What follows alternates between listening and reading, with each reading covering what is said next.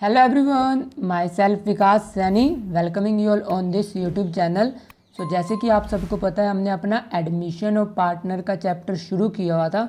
उसमें आज हमारा लास्ट टॉपिक पेंडिंग है, जिसमें हम ओल्ड पार्टनर की कैपिटल में एडजस्टमेंट करेंगे through current account. Cash account से कैसे एडजस्टमेंट होती है, मतलब कि जब हम उनको कैश पे कर देते हैं, उसका ट्रीटमेंट हमने अपनी प्रीवियस वीडियो में कर लिया था। आज हमारा सबसे लास्ट टॉपिक बचा हुआ है इस चैप्टर का, जिसमें हम उनके करंट अकाउंट से ट्रीटमेंट करेंगे। हम करंट अकाउंट से ट्रीटमेंट कैसे करते हैं ये सीखेंगे आज हम इस वीडियो में। चलिए पढ़ते हैं फिर।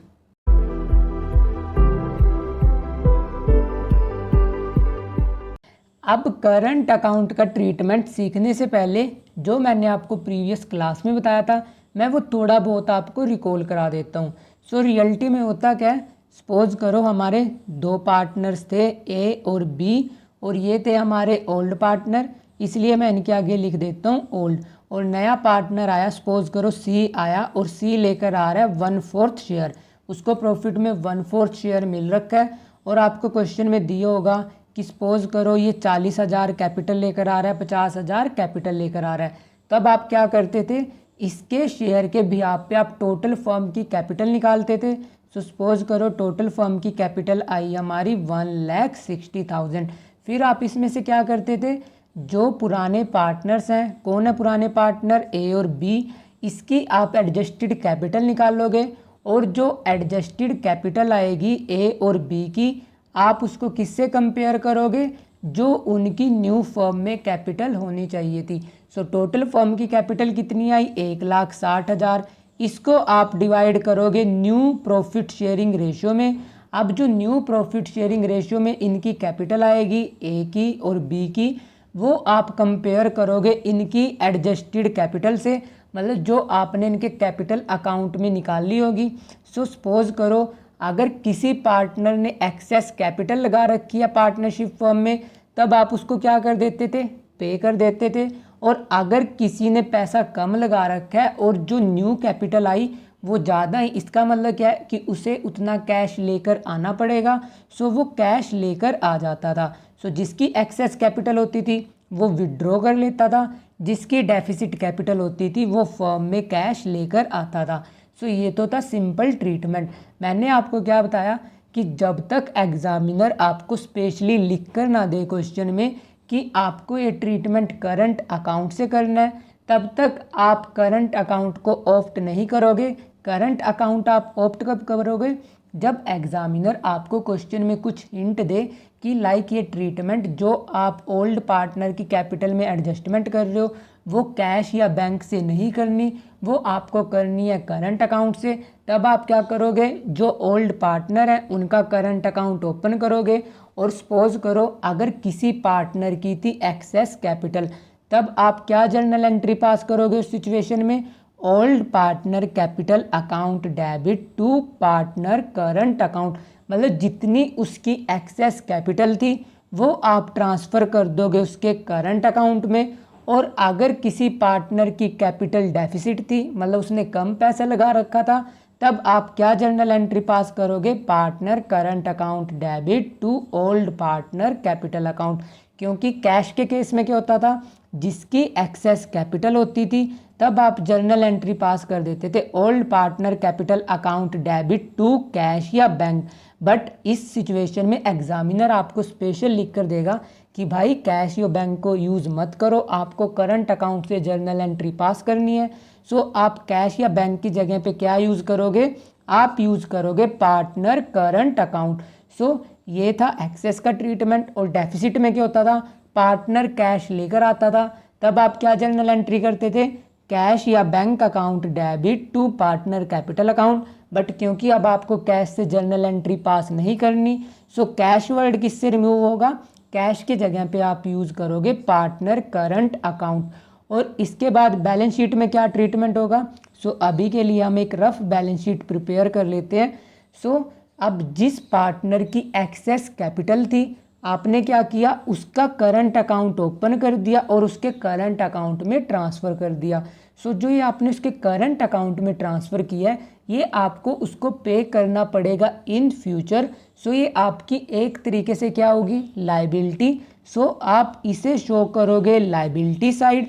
और अगर किसी पार्टनर की कैपिटल डेफिसिट थी, उसे कैश लेकर आना था, बट क्योंकि आपने करंट अकाउंट से एंट्री पास करी, सो ये करंट अकाउंट क्या बनेगा, आपका एसेट, क्योंकि फ्यूचर में उस पार्टनर से आपको इतने की पेमेंट मिलेगी। सो जो डेबिट साइड में करंट अकाउंट आता है वो आप ट्रांसफ़र करते हो एसेट साइड, और जो क्रेडिट साइड में करंट अकाउंट आता है वो आप ट्रांसफ़र करते हो लायबिलिटी साइड। और इसका क्या लॉजिक है ये मैंने आपको बता दिया। अगर करंट अकाउंट में क्रेडिट बैलेंस, इसका मतलब है आपको पेमेंट करनी है, सो वो आपकी लायबिलिटी बनेगी। और अगर करंट अकाउंट का डेबिट बैलेंस है, इसका मतलब है आपकी फर्म को उससे फ्यूचर में इतना पैसा मिलेगा, इसलिए आप उसे शो करोगे एसेट साइड। सो ये था सारा का सारा थ्योरेटिकल कंसेप्ट, जिसमें मैंने आपको पूरा थ्योरेटिकल कंसेप्ट समझाया विद जर्नल एंट्रीज। अब हम इसी कंसेप्ट से रिलेटेड एक अपना न्यूमेरिकल क्वेश्चन देख लेते हैं। अब एग्जामिनर ने हमें दे रखा है कि D and E were partner sharing profit and loss in 3:1। 1 April 2023 को उन्होंने एडमिट किया एफ को as a new partner for 1/4 share in the firm acquired from D, कि वो 1/4 शेयर ले रहा है, और किससे ले रहा है, डी से। और ये हम क्या कर रहे हैं, ब्रीफ रीडिंग कर रहे हैं। उसके बाद आपको दे रखे हैं creditors, capital, general reserve, land and building, machinery, stock, debtor, investment and cash. और इसके अलावा एडजस्टमेंट में क्या दे रखा है, F will bring 40,000 as is capital and agreed. F 40,000 capital के लेकर आ रहा है, और उसके साथ ही goodwill of the firm valued at 24,000। आपने फर्म की गुडविल की वैल्यूएशन करी, वो कितनी आई, 24,000। और उसके बाद आपको दे रखा है land and building valued at 70,000। Land and building की वैल्यू कितनी हो चुकी है अब, 70,000, इसलिए हम लैंड एंड बिल्डिंग को टिक कर लेते हैं। उसके बाद उसने आपको दे रखा है provision for doubtful debt was excess by ₹800, कि आपने 800 रुपये से ज़्यादा का प्रोविज़न बना रखा है, सो आप उसे रेड्यूस करोगे, इसलिए मैं यहाँ पर टिक कर देता हूँ। उसके बाद उसने आपको दे रखा है creditors of ₹2,000 was not likely to arise. 2,000 के क्रेडिटर अराइज नहीं होंगे, इसलिए हम क्रेडिटर्स को टिक करेंगे।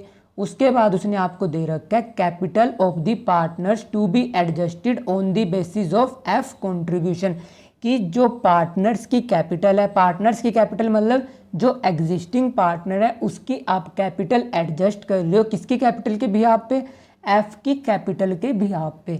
और उसके बाद उसने आपको लास्ट एडजस्टमेंट दे रखी है एक्सेस और deficit to be transfer to current account, कि जो एक्सेस आएगा या डेफिसिट आएगा उसे आप ट्रांसफ़र करोगे करंट अकाउंट में। सो एग्जामिनर ने आपको स्पेशली लिख कर दिया है कि करंट अकाउंट से आपको ट्रीटमेंट करना है। अगर यहाँ पर ये लाइन ना दी होती तब आप इसे करते कैश या बैंक अकाउंट से, जो भी आपको क्वेश्चन में दिया होता। सो ये कर ली हमने अब एक ब्रीफ रीडिंग। अब हम इस क्वेश्चन को सोल्व कर लेते हैं। सो जैसे हम नॉर्मल स्कैनिंग अप्रोच से सोल्व कर रहे थे, इस क्वेश्चन को भी हम वैसे ही सोल्व करेंगे। सो हम शुरुआत करते हैं अपनी लेफ्ट हैंड साइड से। उसने दे रखा है हमें D and E were partner sharing profit and loss 3:1। सो तुरंत ही आप अपने तीनों अकाउंट्स बनाओगे, रिवैल्यूएशन अकाउंट, कैपिटल अकाउंट और बैलेंस शीट। उसमें उसने हमें दे रखी है ओल्ड रेशो। सो सबसे पहले हम अपने वर्किंग नोट बनाना शुरू करते हैं। यहाँ पर मैं लिख देता हूँ ओल्ड रेशो। वो कितनी दे रखी है उसने आपको, 3:1। सो मैंने ओल्ड रेशो लिख दी। उसके बाद उसने आपको दे रखा है नया पार्टनर आ रहा है 1/4 शेयर के लिए, जो कि वो एक्वायर कर रहा है डी से, मतलब पूरा का पूरा शेयर डी से एक्वायर कर रहा है। सो इसके बिहाफ पे हम निकाल लेंगे अपनी न्यू रेशो। सो सबसे पहले मैं यहाँ पर लिख देता हूँ, मैंने ओल्ड रेशो ऑलरेडी मेंशन कर दी। नया पार्टनर आया एफ, कितने शेयर के लिए, 1/4 के लिए, जो कि वो पूरा का पूरा एक्वायर कर रहा है डी से। सो अब आपको जस्ट करना क्या है, न्यू रेशो सिंपली कैलकुलेट करो। सो सबसे पहले हम डी का न्यू शेयर कैलकुलेट कर लेते हैं। ओल्ड शेयर क्या था, 3/4, और उसने कितना गिव अप किया है, 1/4। सो इसका रिमेनिंग शेयर कितना बचा, 2/4। एफ का अभी भी एज इट इज़ 1/4 चल रहा है। और जो आपका ई था, ई का भी रिमेनिंग शेयर कितना था, उसका भी जो पुराना शेयर था वही अब उसका न्यू शेयर रहेगा। सो हमारी न्यू रेशो क्या आई, 2/4 रेशो 1/4 रेशो 1/4। सो रेशो रही हमारी 2:1 रेशो 1। अब आपको कैलकुलेट करनी है सैक्रिफाइसिंग रेशो। सो सबसे पहले हम सेक्रीफाइस निकाल लेते हैं अपने डी का। सो डी की ओल्ड रेशो क्या थी, डी का ओल्ड शेयर था 3/4 और न्यू शेयर क्या है उसका 2/4। सो उसने कितना सेक्रीफाइस किया है 1/4। और ई का कितना सेक्रीफाइस आया, ई का ओल्ड शेयर क्या था, ओल्ड शेयर दे रखा है आपको 1/4 और न्यू शेयर कितना दे रखा है उसका 1/4। सो इसने कुछ भी सेक्रीफाइस नहीं किया। सो पूरा का पूरा सेक्रीफाइस किसने किया, आपके डी ने। सो जो भी प्रीमियम रहेगा, मतलब जो भी ये गुडविल का अमाउंट लेकर आएगा वो किसे मिलेगा, वो पूरा का पूरा क्रेडिट होगा डी के कैपिटल अकाउंट में। सो ये तो हमने कैलकुलेट कर लिया। अब उसने आपको दे रखा था, हमने यहाँ तक न्यूमेरिकल सोल्व कर लिया। अब हम मूव ऑन करते हैं अपने क्रेडिटर्स पे, क्योंकि आपने क्रेडिटर्स टिक कर रखे हैं, इसका मतलब है कुछ ना कुछ एडजस्टमेंट दे रखी है। क्रेडिटर्स कितने के हैं 54,000 के, और उसने आपको दे रखे हैं 2,000 के क्रेडिटर अब अराइज नहीं होंगे। सो क्रेडिटर कितने से रेड्यूस हुए 2,000 से। सो आप तुरंत ही रिवैल्यूएशन अकाउंट में लिखोगे बाय क्रेडिटर्स, और क्रेडिटर्स कितने से डिक्लाइन हुए हैं, क्रेडिटर्स आपके डिक्लाइन हुए 2,000 से। और तुरंत ही आप लाइबिलिटी साइड में क्रेडिटर्स का जो रिमेनिंग अमाउंट है वो आप रिकॉर्ड करोगे। ओरिजिनल अमाउंट कितना दे रखा था आपको 54,000, और 2,000 के रेड्यूस हो चुके हैं, बचे कितने के 52,000। सो 52,000 आप अपडेटेड बैलेंस यहाँ पर रिकॉर्ड करोगे। उसके बाद उसने आपको दे रखी है कैपिटल। सो कैपिटल हम इनके कैपिटल अकाउंट में बैलेंस ब्रोड डाउन कर देते हैं। सो यहाँ पर मैं लिख देता हूँ बाय बैलेंस बीडी, और बैलेंस कितना दे रखा है 1,70,000। सो डी का कितना दे रखा है आपको 1 लाख, और ई का कितना दे रखा है 70,000। सो ये हमने रिकॉर्ड कर दिया इनका बैलेंस। उसके बाद उसने आपको दे रखा है जनरल रिजर्व 32,000, क्योंकि आपने इसे टिक नहीं कर रखा, इसका मतलब कुछ भी एडजस्टमेंट नहीं है। सो आप पूरा का पूरा ओल्ड पार्टनर में डिस्ट्रीब्यूट करोगे, किस रेशो में 3:1 में। सो 3:1 में आप जब इसे डिस्ट्रीब्यूट करोगे, सो मैं यहाँ पर लिख देता हूँ बाय जनरल रिजर्व, और जनरल रिजर्व कितने का दे रखा है आपको 32,000। सो 32,000 जब आप 3:1 में बांटोगे, ये कितना आएगा आपका, यहाँ पर आएगा 24,000 और यहाँ पर रहेगा आपका 8,000। सो ये कर दिया हमने जनरल रिजर्व डिस्ट्रीब्यूट। अब लाइबिलिटी साइड आपकी फिनिश हो चुकी है, आपको आना है अब एसेट साइड। एसेट साइड आपको पहला क्या दे रखा है लैंड एंड बिल्डिंग, कितने की 50,000 की, और उसने आपको बोल रखा है, क्योंकि आपने टिक कर रखा है इसका मतलब कोई एडजस्टमेंट दे रखी है, उसने आपको नीचे दिया हुआ है land and building valued at 70,000।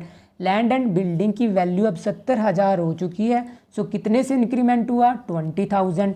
सो 20,000 आप कहाँ पर रिकॉर्ड करोगे रीवैल्यूएशन में बाय लैंड एंड बिल्डिंग, और लैंड एंड बिल्डिंग कितने से इंक्रीज हुई, ये दे रखी है उसने आपको 20,000 से इंक्रीमेंट हुआ है। और तुरंत ही आप बैलेंस शीट में asset side land and building की अपडेटेड वैल्यू रिकॉर्ड करोगे।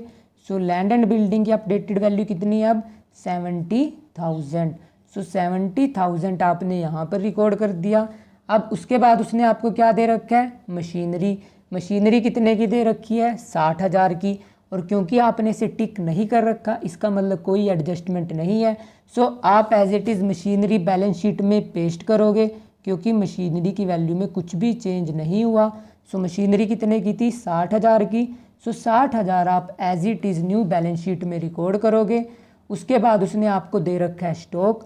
स्टॉक कितने का था 15,000 का, और क्योंकि आपने इसे टिक नहीं कर रखा इसका मतलब है इससे रिलेटेड भी कोई ट्रीटमेंट नहीं है।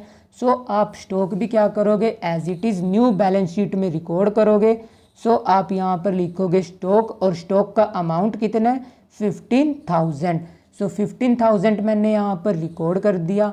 अब उसके बाद उसने आपको क्या दे रखा है डेटर्स, और डेटर्स कितने के थे 40,000 के, और प्रोविज़न कितने का दे रखा है प्रोविज़न दे रखा है आपको 3,000 का। और उसने आपको प्रोविज़न से रिलेटेड एक एडजस्टमेंट दे रखी है कि प्रोविज़न वाज एक्सेस बाय 800, कि आपका प्रोविज़न 800 से ज़्यादा बन रखा है। सो आप उतने से प्रोविज़न कम करोगे। सो जब प्रोविज़न कम होगा वो कहाँ पर आएगा क्रेडिट साइड।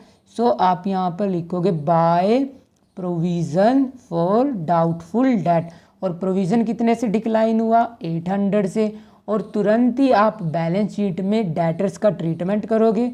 सो यहाँ पर लिख देता हूँ मैं डेटर्स, और डेटर्स कितने के थे हमारे ओरिजिनल 40,000, और प्रोविज़न कितने का बचा, अब 3,000 का हमारा ओरिजिनल प्रोविज़न था, अब आपने 800 से डिक्लाइन कर दिया।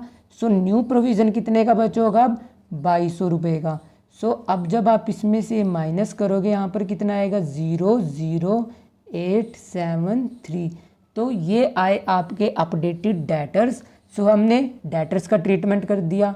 उसके बाद दे रखी है आपको इन्वेस्टमेंट 50,000 की, और क्योंकि आपको इन्वेस्टमेंट से रिलेटेड कुछ भी नहीं दे रखा, इसका मतलब क्या है कि इसका कोई भी ट्रीटमेंट नहीं है। सो आप एज इट इज़ इन्वेस्टमेंट कहाँ पर रिकॉर्ड करोगे, अपनी अपडेटेड बैलेंस शीट में।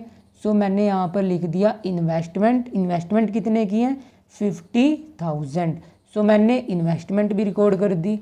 अब उसके बाद उसने आपको दे रखा है कैश, और मैंने आपको क्या बता रखा है, कैश का आप बनाओगे वर्किंग नोट। सो कैश कितना दे रखा है उसने 44,000। सो अभी के लिए हम कैश का वर्किंग नोट यहाँ पर बना लेते हैं। कितना ओपनिंग बैलेंस है 44,000। सो वो कर लिया हमने यहाँ पर रिकॉर्ड। अब हमारे एसेट्स भी हो चुके हैं।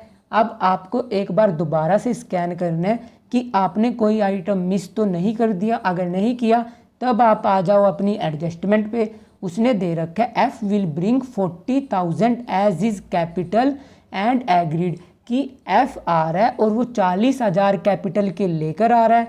सो 40,000 वो कैपिटल के लेकर आया, तुरंत ही आप इसे कहाँ पर रिकॉर्ड करोगे, कैपिटल अकाउंट में। सो कैपिटल अकाउंट में आप यहाँ पर क्या रिकॉर्ड करोगे, आप रिकॉर्ड करोगे बाय कैश, और कितने लेकर आ रहा है वो 40,000। सो 40,000 रिकॉर्ड करोगे आप यहाँ पर, और तुरंत ही आपने कैश का वर्किंग नोट बना रखा है।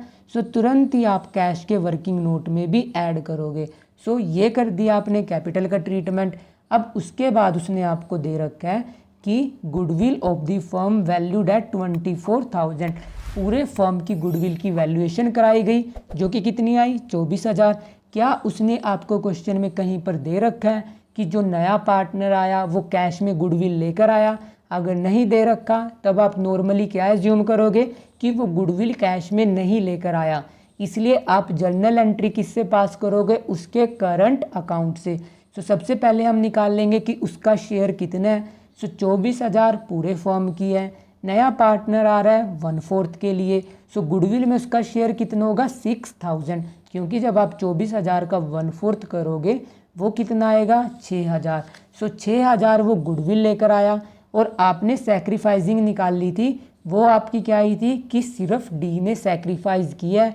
सो पूरा का पूरा गुडविल का प्रीमियम किस में क्रेडिट होगा, डी के कैपिटल अकाउंट में। और क्योंकि वो कैश में नहीं लेकर आया, इसलिए आप जर्नल एंट्री पास करोगे उसके करंट अकाउंट से। सो मैं यहाँ पर लिख देता हूँ बाय एफ करंट अकाउंट, और अमाउंट कितना आया, अमाउंट आपने अभी निकाला है 6,000, और क्योंकि उसने आपको अभी पे नहीं किया, ये वो पे करेगा आपको फ्यूचर में। सो ये आपका क्या बनेगा, ये बनेगा आपका एसेट।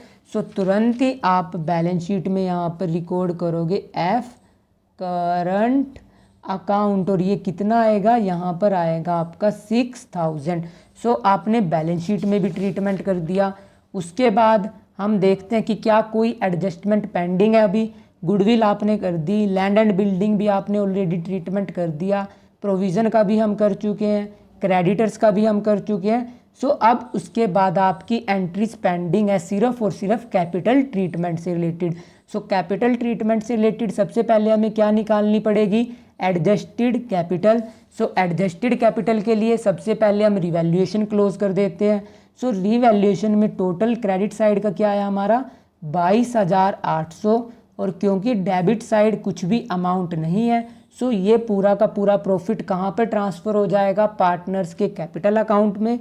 इसलिए आप यहाँ पर लिखोगे टू प्रॉफिट ट्रांसफ़र टू, और पार्टनर्स कौन है हमारे ओल्ड डी और ई। सो आप ट्रांसफ़र करोगे डी और ई के कैपिटल अकाउंट में। सो यहाँ पर मैं लिख देता हूँ D capital account E capital account. और आप 22,800 को जब 3:1 में डिवाइड करोगे ये कितना आएगा, यहाँ पर आएगा 17,100 रुपये और यहाँ पर आएगा 5700। सो ये आया टोटल प्रॉफिट। अब हम इस अकाउंट को एक बार क्लोज कर देते हैं। सो यहाँ पर आएगा 22,800। सो ये हो चुका है हमारा अकाउंट क्लोज। अब जो प्रॉफिट आया वो कहाँ पर ट्रांसफ़र करोगे आप, कैपिटल अकाउंट में। सो कैपिटल अकाउंट में मैं यहाँ पर लिख देता हूँ बाय रीवैल्यूएशन अकाउंट। और रीवैल्यूएशन में कितना आया, 17,100 और 5700। सो यहाँ पर आएगा 17,100 और यहाँ पर आएगा 5700। और हमने पूरा का पूरा क्वेश्चन ऑलरेडी सोल्व कर लिया। सो अब कुछ भी ट्रांजैक्शन पेंडिंग नहीं है, मतलब कि जो ये टोटल आएगा यही इनकी क्या रहेगी, एडजस्टेड कैपिटल। सो अब हम एक बार इसका टोटल कर लेते हैं। यहाँ पर टोटल कितना आएगा, 40,000। और उसके बाद यहाँ पर टोटल कितना आएगा, यहाँ पर आएगा 83,700। अब हम यहाँ का टोटल कर लेते हैं। सो यहाँ पर टोटल कितना आएगा आपका, 1,47,100। सो ये हमने टोटल कर लिया। अब हम एक बार अकाउंट को प्रॉपर शेप दे देते हैं। सो हम यहाँ पर लिखेंगे टू बैलेंस कैरीड डाउन। और बैलेंस यहाँ पर कितना होगा, 1,47,100 रुपये। यहाँ पर कितना होगा, 83,700। और यहाँ पर कितना आएगा, 40,000। सो अब हम अकाउंट को एक बार प्रॉपर क्लोज कर देते हैं ताकि हम फिर प्रॉपरली एडजस्टमेंट कर सकें। यहाँ पर आएगा 83,700 और यहाँ पर आएगा 40,000। सो ये हमने निकाल ली इनकी एडजस्टेड कैपिटल। अब हम ये निकाल लेंगे कि न्यू फर्म में इनकी कैपिटल कितनी होनी चाहिए थी। सो नया पार्टनर आ रहा है, उसने आपको दे रखा है कि वो 40,000 लेकर आया 1/4 शेयर के लिए। सो अगर वो 1/4 के लिए 40,000 लेकर आ रहा है, सो आप टोटल कैपिटल कैसे निकालोगे, 40,000 इंटू में 4/1। सो टोटल कैपिटल आपकी होनी चाहिए 1,60,000। सो ये टोटल कैपिटल होनी चाहिए। अब आप इसको डिवाइड करोगे न्यू प्रॉफिट शेयरिंग रेशो में, जो कि आपकी क्या आई थी, 2:1:1। सो आप इसे डिवाइड करोगे 2:1:1 में। सो 2 किसका शेयर है, डी का, 1 ई का और 1 है आपका एफ का। सो डी का शेयर कितना आएगा, 80,000। ई की अपडेटेड कैपिटल कितनी आएगी, 40,000। और एफ की तो आपको ऑलरेडी दे रखी है। सो डी को कितनी लगानी थी फर्म में, 80,000। ई को कितनी लगानी थी, 40,000। और उन्होंने ऑलरेडी लगा कितनी रखी है, आपने निकाला कि इसने लगा रखी है 147,100, इसने लगा रखी है 83,700। मतलब इन्होंने एक्स्ट्रा पैसा लगा रखा है। सो ये एक्स्ट्रा पैसा अब क्या करेंगे, फर्म से निकाल लेंगे। सो एक्स्ट्रा अमाउंट का एडजस्टमेंट करने से पहले मैं एक बार यहाँ पर इनका बैलेंस ब्रोड डाउन कर देता हूँ। सो यहाँ पर आएगा बाय बैलेंस ब्रोड डाउन। ये कितना आएगा, 1,47,100। यहाँ पर आएगा 83,700 और इसकी तो वैसे भी अपडेटेड 40,000 आपको दे रखी है। सो 80,000 होनी चाहिए थी और ऑलरेडी है कितनी इसकी, 1,47,100। मतलब इसने कितना पैसा एक्स्ट्रा लगा रखा है, 67,100 रुपये। सो ये आप क्या करोगे, उसके कैपिटल अकाउंट में से निकालोगे और करंट अकाउंट में ट्रांसफ़र कर दोगे। सो आप यहाँ पर क्या लिखोगे, टू करंट अकाउंट। और करंट अकाउंट में डी के करंट अकाउंट में कितना ट्रांसफ़र होगा, 147,100 में से जब आप 80,000 माइनस करोगे ये आएगा आपका 67,100 रुपये। और इसने कितनी लगा रखी है, 83,700। लगानी कितनी चाहिए थी, 40,000। इसने कितना एक्स्ट्रा लगा रखा है, 43,700। सो आप यहाँ पर लिखोगे 43,700। उसके बाद आप यहाँ पर करोगे टू बैलेंस कैरी डाउन। और बैलेंस कैरी डाउन कितना होगा, 80,000 इसकी आएगी, 40,000 इसकी आएगी और 40,000 ही आएगी इसकी। उसके बाद आप ये अकाउंट एक प्रॉपर तरीके से क्लोज़ करोगे। सो क्लोजिंग में यहाँ पर क्या आएगा, 147,100। यहाँ पर कितना आएगा, 83,700 और यहाँ पर आएगा 40,000। सो ये कर दिया हमने अपना अकाउंट क्लोज। और यहाँ पर भी आप प्रॉपर तरीके से अकाउंट क्लोज करोगे। सो ये हमने निकाल लिया कि इसके करंट में कितना ट्रांसफ़र होगा और इसके करंट अकाउंट में कितना ट्रांसफ़र होगा। सो इसकी क्लोजिंग कैपिटल कितनी आई 80,000, इसकी क्लोजिंग कैपिटल कितनी आई 40,000 और इसकी कितनी आई 40,000।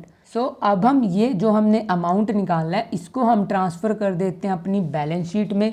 सो बैलेंस शीट में सबसे पहले मैं यहाँ पर लिख लेता हूँ कैपिटल। सो कैपिटल किस किस की आएगी, डी, ई और एफ। डी की कितनी आई 80,000, ई की कितनी आई 40,000 और एफ की कितनी आई 40,000। उसके बाद हमने निकाला इनका करंट अकाउंट का बैलेंस, और क्योंकि पार्टनर का करंट अकाउंट का बैलेंस क्रेडिट साइड आया, इसका मतलब हमें उनको ये पे करना है इन फ्यूचर। सो ये आपकी क्या रहेगी, लायबिलिटी। सो आप यहाँ पर लिखोगे करंट अकाउंट, और करंट अकाउंट में कितना है, डी और ई। डी का कितना बैलेंस है करंट अकाउंट में 67,100 रुपये, और ई का कितना है 40,000। सो ये हमने रिकॉर्ड कर दिया। अब उसके बाद आपका क्या ट्रीटमेंट पेंडिंग है, आपने बैलेंस शीट में सारे आइटम्स का ट्रीटमेंट कर दिया, बस आपका कैश अकाउंट का ट्रीटमेंट अभी पेंडिंग है। और कैश अकाउंट का आपने एक वर्किंग नोट बना रखा है जिसमें 44,000 ओपनिंग था, 40,000 नया पार्टनर लेकर आया। सो अब कितना हो चुका है टोटल 84,000। सो 84,000 आप यहाँ पर लिखोगे कैश, और यहाँ पर रहेगा 84,000।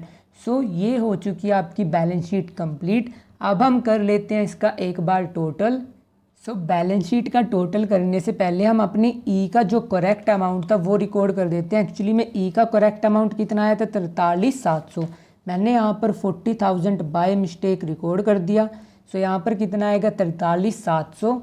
और जब आप अपनी बैलेंस शीट का टोटल करोगे ये कितना रहेगा आपका, ये रहेगा आपका 3,22,800। और एसेट साइड का भी टोटल कितना रहेगा 3,22,800। सो ये हमने कर दिया अपनी बैलेंस शीट को क्लोज। सो हमारी बैलेंस शीट का टोटल सही आया, इसका मतलब हमने अपना न्यूमेरिकल बिल्कुल करेक्ट किया है। सो आपको बस ध्यान में क्या रखना है कि जब आपको करंट अकाउंट से ट्रीटमेंट करना होता है तब आप क्या करते हो, जो भी उनका अपडेटेड बैलेंस आता है, मतलब जो नई कैपिटल आई उसको आप उनकी एडजस्टरी से कंपेयर करोगे। अगर किसी पार्टनर ने एक्सेस अमाउंट लगा रखा है वो कैश में विड्रॉ नहीं करेगा, वो आप ट्रांसफ़र कर दोगे उसके करंट अकाउंट में। सो ये क्वेश्चन हमारा कंप्लीट हो चुका है, और इसके साथ ही हमारा एडमिशन ऑफ पार्टनर का चैप्टर था वो भी हमने कंप्लीट पूरा कर लिया। हमने इसका एक एक ट्रीटमेंट सीखा है, लाइक जो आपके टीएस ग्रेवाल और डीके गोयल में सारे क्वेश्चन जो आपको दे रखे थे, हर कैटेगरी का क्वेश्चन मैंने इस सीरीज़ में कवर अप किया है। अगर आपको लग रहा है अभी कोई क्वेश्चन पेंडिंग है वो आप सिंपली कमेंट सेक्शन में कमेंट कर सकते हो। So that's all for today, keep learning and smiling. If you have any doubt you can ask me in the comment section, and don't forget to share and subscribe to this channel for more amazing videos. And if you want some personal guidance you can also join the Telegram group, and the link of the Telegram is given in the description section. So thank you, bye bye.